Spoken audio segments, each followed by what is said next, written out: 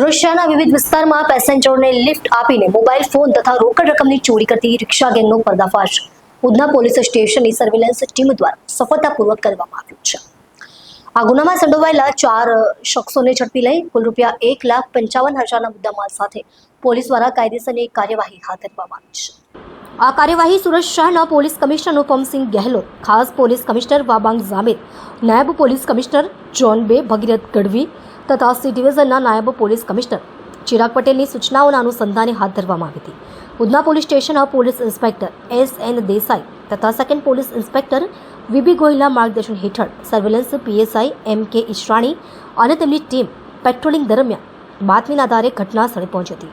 આ કેસમાં પોલીસે અખ્તર ખાન ઉર્ફે બબ્બાલ મુખ્તાર ખાન પઠાણ, લુકમાન ઉર્ફે બાબા દાઉદ સૈયદ, સમીર સફીક શાહ, તબરેક સલીમ શાહની ધરપકડ કરી છે। આ તમામ આરોપીઓ લીંબાદ વિસ્તારમાં નિવાસ ધરાવે છે અને રિક્ષા ચલાવવાના બહાને પેસેન્જરો સાથે ચોરી કરતા હતા।